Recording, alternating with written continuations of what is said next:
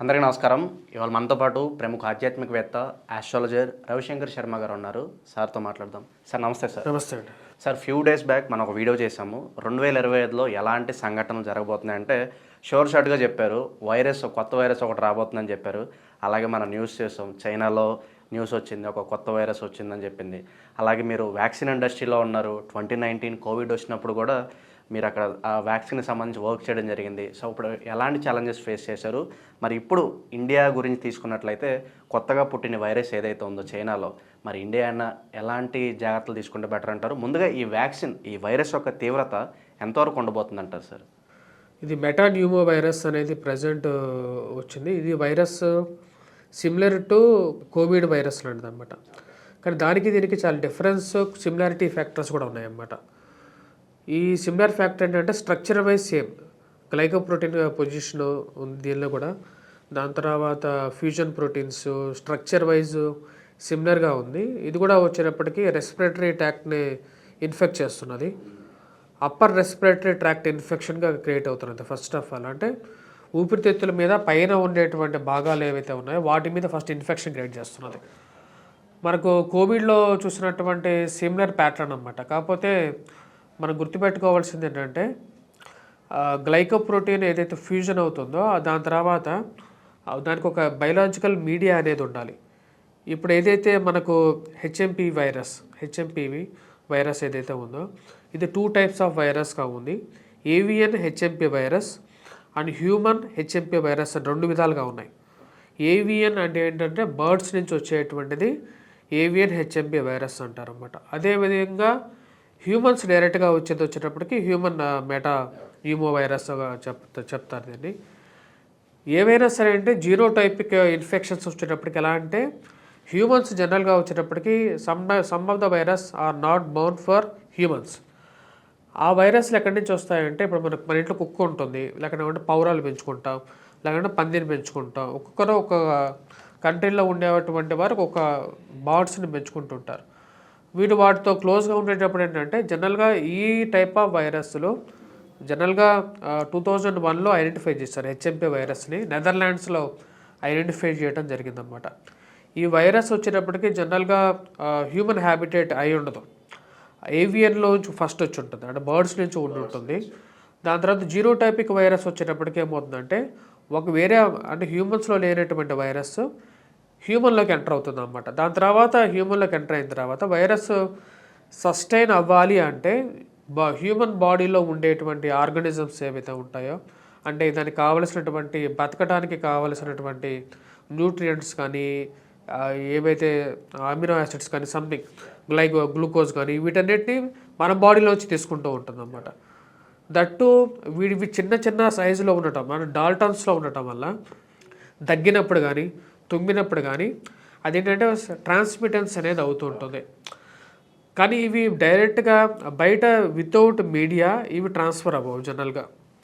దీన్నే ఏంటంటే వీటికి ఏదో ఒక మీడియా కావాలి. అంటే ఒక మనిషి నుంచి ఇంకో మనిషికి వెళ్ళాలి అంటే డ్రై ఏరియాలో ఉంటే మటుకు కుదరదు. ఈ వైరస్ కంపారిటివ్లీ కోవిడ్ కన్నా చాలా సివియర్. దీనిలో సార్ కోవిడ్ అప్పుడు వార్తలు వచ్చాయి, కావాలనే ల్యాబ్లో తయారు చేశారు, సృష్టించి ఒక బయోవార్ లాగా రిలీజ్ చేశారని చెప్పి.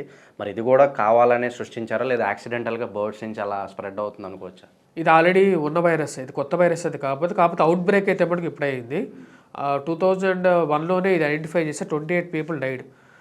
దీని సివియారిటీ కంపేర్ టు కోవిడ్ కన్నా చాలా different.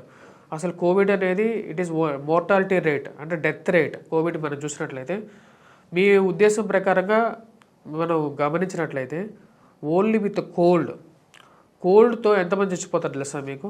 2 to 3% people will die with cold. ఏది నార్మల్ ఇన్ఫ్లుయెన్జా కానీ లేదంటే నార్మల్ కోల్డ్ ద్వారా కూడా చచ్చిపోయే వాళ్ళు ఉంటారు. అలా చనిపోయే వాళ్ళు కన్నా తక్కువ కోవిడ్ అన్నమాట. అంటే 1.8 to 1.4% మోర్టాలిటీనే తక్కువ. అంటే 100 మందిలో ఒకరు కానీ ఇద్దరు కానీ ఉండొచ్చు. సో దీని రేషియో మీరు చూసుకున్నట్టయితే ఇట్ ఈస్ 23% ఐసీయూ రేట్. అంటే 100లో 23 మంది ICU rate, this mortality rate. 23% people ఐసీయూలో అడ్మిట్ అయితే చైనాలో మనం చూసాం హాస్పిటల్స్ కూడా నిండిపోతున్నాయి. ఇప్పుడు ఏంటంటే దీనిలో 23% పీపుల్ ఐసీయూ రేట్ అన్నమాట. ఇది ఫస్ట్ రేట్ వచ్చేటప్పుడు ఐసీయూ రేట్ అంటారు, సెకండ్ రేట్ వచ్చేటప్పటికి 10% ఇస్ ద మోర్టాలిటీ రేట్. అంటే 100లో 10 మంది డెత్ రేట్ అన్నమాట. సో ఇట్ యాక్చువల్లీ ఏంటంటే ఇది సివియర్ అక్యూట్ రెస్పిరేటరీ ట్రాక్ట్ ఇన్ఫెక్షన్గా క్రియేట్ చేస్తుంది. Upper part of respiratory infections అనేవి సివియర్గా ఉంటాయి. వీటిలో కూడా ఏంటంటే జనరల్గా ఎవరైతే స్త్రీల మీద ఎక్కువగా ప్రభావం ఉంటుంది, పిల్లల మీద ఎక్కువగా ఉంటుంది. 1 to 5 years ఆఫ్ ఏజ్ పిల్లలు. మనకు అప్పుడు మీరు గుర్తుందో లేదో కోవిడ్ టైంలో కూడా వచ్చినప్పటికీ పిల్లల్ని, వృద్ధులని జాగ్రత్తగా చూసుకోమని చెప్పారు. వాళ్ళే ఎక్కువ దీని బారిన పడ్డారు. కానీ జనరల్గా రివర్స్ అయింది. పిల్లలు ఎవరు చనిపోలేదు, ఒక్కరికి కూడా చనిపోయినట్టు ఒక్క కేసు కూడా రిజిస్టర్ అవ్వలేదు. ఎందుకంటే వాళ్ళకి ఇమ్యూనిటీ పవర్ తొందరగా ఇది బూస్ట్ అవుతారు వాళ్ళు. కానీ వృద్ధులు ఎక్కువ చచ్చిపోయారు అన్నమాట. కొంతమంది ఏజ్ ఎక్కువ ఉన్న వాళ్ళు ఎక్కువ చచ్చిపోవడం జరిగింది. మరియు అదేవిధంగా ఈ ఇన్ఫెక్షన్ అనేది వన్స్ స్టార్ట్ అయితే మటుకు లైక్ కోవిడ్ స్ప్రెడ్ అవుతుంటుంది అన్నమాట. అంటే మన ఇండియా అంటేనే మార్కెట్ ప్లేసెస్ కానీ లేకుంటే వీటన్నిటి ప్లేసెస్లో కొంచెం క్రౌడెడ్ ప్లేసెస్ ఎక్కువ, జనాభా ఎక్కువగా కలిగినటువంటి ప్లేసెస్. చైనా స్టిల్ ఏంటంటే it is a republic country.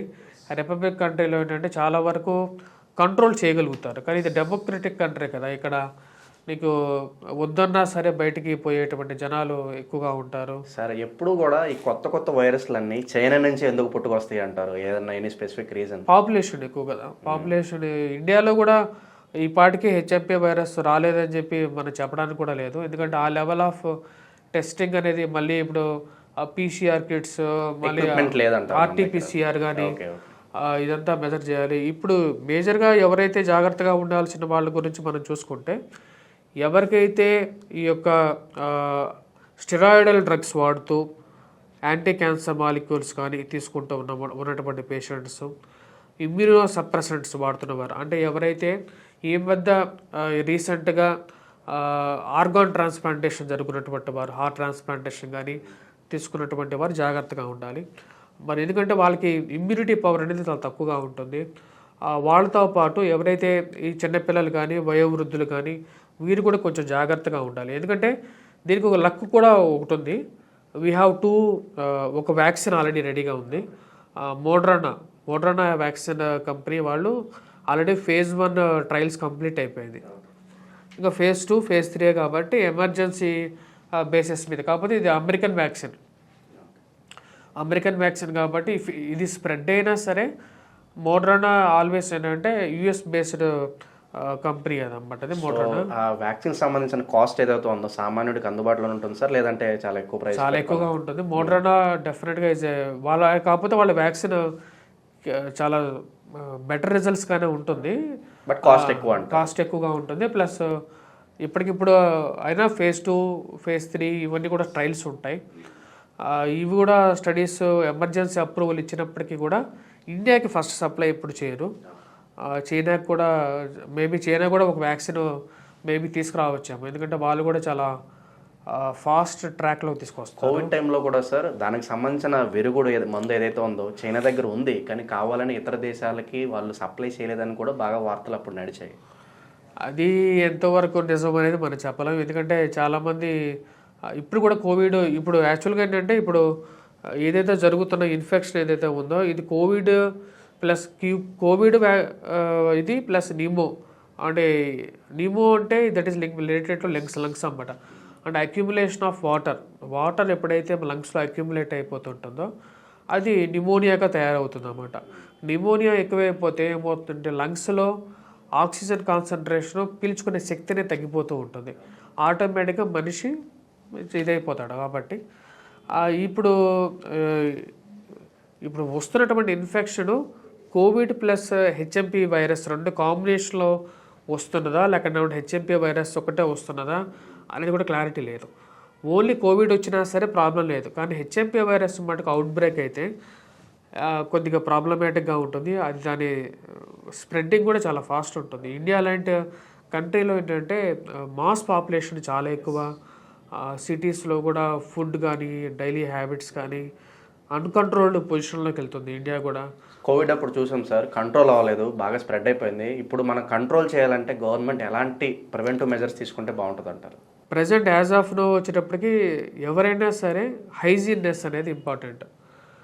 Self hygiene అనేది ఎవరికైతే మనిషికి వస్తుందో అప్పుడు దానికన్నా మంచిది కూడా ఉండదు.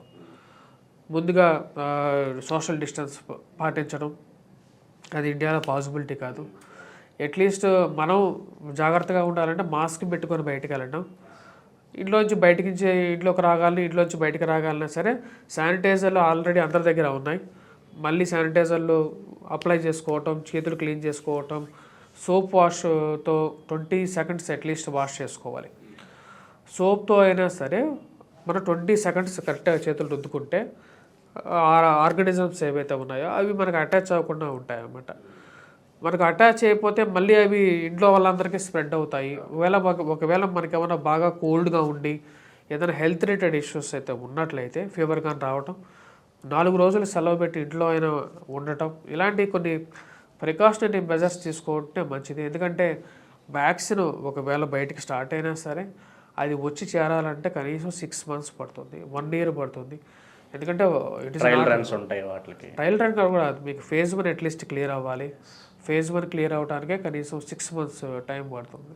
అండ్ సార్ ఇది ఉధృతంగా ఇంకా స్ప్రెడ్ అయితే కనుక ఒక ట్రావెల్ అడ్వైజరీ కూడా మనకు వచ్చే ఛాన్స్ ఉంది. లైక్ చైనా నుంచి ఎవరైతే టూరిస్టులు వస్తున్నారో వాళ్ళు కొంచెం రెస్ట్రిక్ట్ చేయడం, ఆపడం, సో ట్రావెల్ పరంగా కూడా రెస్ట్రిక్షన్స్ వచ్చే అవకాశాలు ఉన్నాయంటారా? డెఫినెట్గా ట్రావెల్ అడ్వైజరీ కూడా తొందరగా రావచ్చు. మేబీ సెంట్రల్ గవర్నమెంట్ మానిటరింగ్ ఇంకా స్టార్ట్ అయ్యింది ఇప్పుడే. వాళ్ళు కూడా ఎక్స్టర్నల్ ఏజెన్సీస్ అంటే WHO కానీ, EU కానీ, యూరోపియన్ యూనియన్స్ కానీ, లేకపోతే ఉండే చైనీస్ ఫార్మా వాళ్ళతో కానీ టచ్లో ఉన్నారు. వన్స్ వాళ్ళకి అడ్వైజరీ రాగానే మనకి ఇండియాకి లాంచ్ చేస్తారు. ప్లస్ ఇంకోటి ఏంటంటే ఇప్పుడు వచ్చే వాళ్ళని ఆపాలి అంటే ఎకనామికల్ మెల్ట్డౌన్ అనేది స్టార్ట్ అవుతుంది. ఎకనామికల్గా కూడా ఇది ఇండియాకే కాదు ప్రపంచానికే కొద్దిగా ప్రాబ్లం కదా. ఎందుకంటే ఎన్నో మెటీరియల్స్ మూవ్ అవుతూ ఉన్నాయి ప్రపంచం నుంచి. ఇప్పుడు చైనా మీద డిపెండెంట్ అందరూ యాక్చువల్లీ చెప్పాలంటే. మన ట్రంప్ ఏదో అన్నాడు, నేను చైనాని ఆపేస్తానని. అంత ఈజీ కాదు. ట్రంప్ ఇప్పుడు చైనాని ఆపితే ప్రపంచం కొలాప్స్ అవుతుంది. అలాంటి పరిస్థితుల్లోకి టోటల్ ప్రపంచమే ఉంది. సో ఈ వైరస్ అనేది comparatively more stronger then compare to the previous virus. ఇంకోటి ఏంటంటే డ్రగ్స్ కూడా ఉన్నాయి. రిబావిరిన్ అని చెప్పి యాంటీవైరల్ డ్రగ్ కూడా ఉంది. ఇది కూడా కొంచెం కంట్రోల్డ్గా ఉంటుంది. రిబావిరిన్ అని చెప్పే డ్రగ్.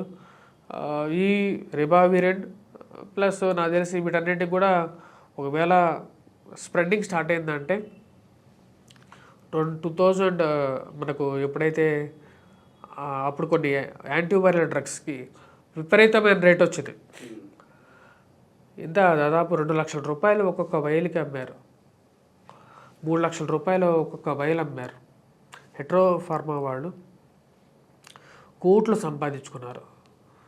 అలాంటి పరిస్థితిలో మళ్ళీ ఈ యాంటీవైరల్ డ్రగ్కి డిమాండ్ ఏర్పడబోతుంది. ఆ విధంగా డబ్బులు వచ్చేసేసి ఫార్మా బయలాజికల్ సెక్టార్స్కి కాసుల వర్షం కురుస్తుంది. సో జరగబోయే పరిణామాలు అయితే మనం ఆపలేం. హోప్ఫుల్లీ ఇది కోవిడ్ అంతా సీరియస్ కాకూడదని చెప్పి కోరుకుందాం. గవర్నమెంట్ కూడా మంచి ప్రివెంటివ్ ఏదైనా సరే ఫస్ట్ 6 months రాబోతున్నటువంటి ఉగాది నుంచి రాబోతున్నటువంటి సూర్యగ్రహణం నేను అంతకుముందు చెప్పిన విధంగానే మనకు 2000లో COVID-19 ఎప్పుడైతే మనకు ఇలాగే స్టార్ట్ అయింది. కొన్ని రోజులు కొన్ని నెలల ముందు స్టార్ట్ అయింది. ఏమీ లేదు అది ఇది అని చెప్పి స్టార్ట్ అయింది. దాని తర్వాత ఉగాది వచ్చింది. ఉగాది వచ్చిన తర్వాత ఉగాది కూడా అప్పుడు కూడా ఆన్లైన్లోనే పంచాంగ శ్రవణాలు ఇవన్నీ జరిగాయి. దాని తర్వాత మనకు కోవిడ్ రావటం, దాని తర్వాత అరౌండ్ 7 months 8 months లాక్డౌన్ జరగటం జరిగింది. ఈసారి రాబోతున్నటువంటి సూర్యగ్రహణం కూడా అంత మంచిది కాదు. అంటే కరెక్ట్గా ఉగాది రోజే సూర్యగ్రహణం ఉంది ఇక్కడ. అంటే ఇండియాలో లేదు, వేరే కంట్రీస్లో ఉంది. షష్టగ్రహ కూటమి ఉంది. దాని తర్వాత ఆ కూటమిలో మీకు కాలసర్పదోషం నాకు ఫామ్ అవుతున్నది. నేను లాస్ట్ టైం వీడియోలో కూడా ఇదే చెప్పాను. ఏంటంటే ఈ యొక్క అన్ని గ్రహాలు ఒకవైపు వచ్చేసేస్తున్నాయి, రాహుకేతువుల మధ్యలో ఉంటున్నాయి. ఇలా దాదాపు అరౌండ్ 7 months ఉంటున్నాయి. ఇలా ఉంటే ఏమవుతుందంటే ఏదో ఒక ప్రాబ్లం అరిష్టాన్ని సంకేతంగా కోవిడ్ టైంలో కూడా ఇలాంటి ఒక ప్యాటర్న్ ఉందన్నమాట. ఆ ప్యాటర్న్ని గమనించి నేను చెప్పాను ఇలా జరుగుతుంది, ఇలాంటి ఒక ప్రాబ్లం వస్తుంది అనేది. Thank you for the beautiful analysis sir. Hopefully ఈ వైరస్ కోవిడ్ అంత ఉధృతంగా స్ప్రెడ్ అవ్వకూడదని కోరుకుందాం. గవర్నమెంట్ కూడా మంచి ప్రివెంటివ్ మెజర్స్ తీసుకోవాలని కోరుకుంటున్నాం సార్.